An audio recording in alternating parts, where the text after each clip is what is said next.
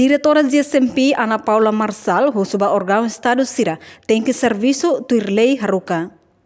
Quinta-feira semanane, diretora programa monitorização do sistema judicial, Ana Paula Marçal, jornalista Sira e Parlamento Nacional Dehan, emahoto e a lei okos hanesang, também suba emahoto, tem que cumprir regra lei nebe mak vigor e a nação ne.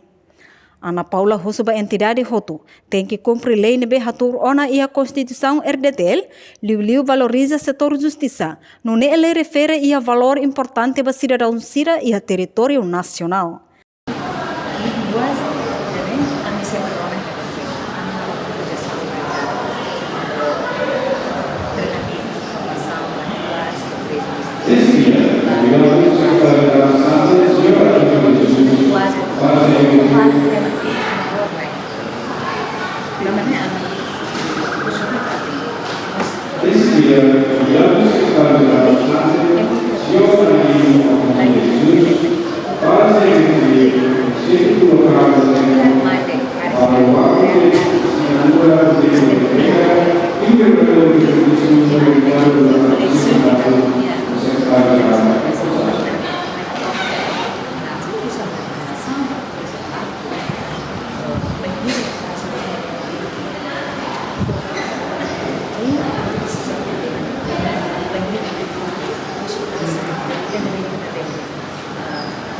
Dia sensível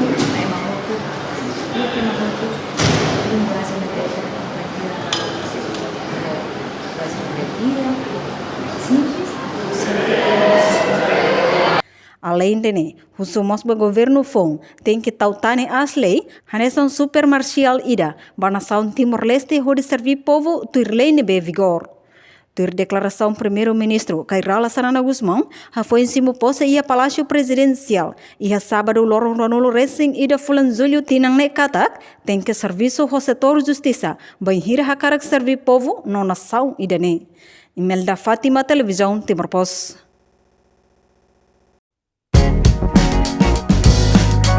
Janela Informação, bem mahotu.